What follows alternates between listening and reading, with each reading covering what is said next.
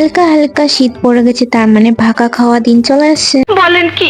আরে কিচ্ছু বলে নাই, এখন বলতেছি শুনেন ঘটনাটা কি হয়েছে। কালকে ছিল আমাদের এখানে ছোট্ট করে একটা রাস পূর্ণিমার মেলা। মেলার দিনগুলো আসলেই তো একটা আলাদা খুশি চলে আসে মনের ভিতর। এখন যেহেতু শীতের সময়, তাই হালকা হালকা রাস্তার মধ্যে কুয়াশাও লেগে গেছে। ফাইনালি আমরা চলে আসলাম মেলায়। আর মেলায় এসে তো আমি পুরো অবাক, মানে আমি কিছুতেই বুঝতে পারছি না আমি মেলায় আসলাম নাকি কোনো ফুটবল খেলা মাঠে আসলাম।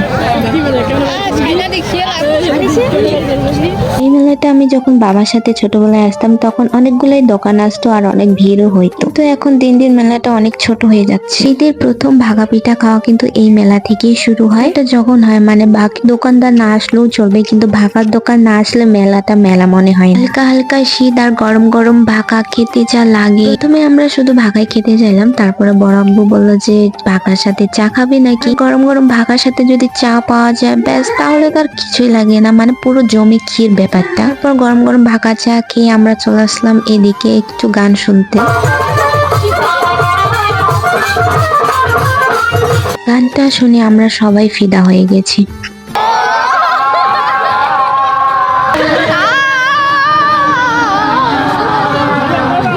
মানে গানটা আমাদের এতটাই ভালো লেগেছে যে আমরা যতক্ষণ মেলায় ছিলাম শুধু সেই গানটাই গাইতেছিলাম, মানে অন্য কিছু আর ভাবতেই ছিলাম না গানটা ছাড়া।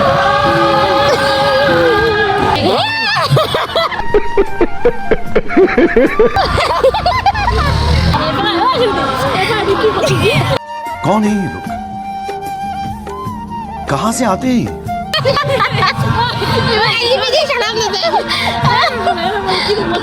গানটার উপর আমরা সবাই ক্রাশ খেয়েছি, কিন্তু লিপি হয়তো একটু বেশি ক্রাশ খেয়ে ফেলেছে। এটা কিন্তু অনেক ছোট ছিল, কিন্তু আমরা সবাই মিলে অনেক মজা করেছি। আমরা গ্রামের মানুষ, আমাদেরকে এই ছোট ছোট মেলাগুলো অনেক আনন্দ দেয়।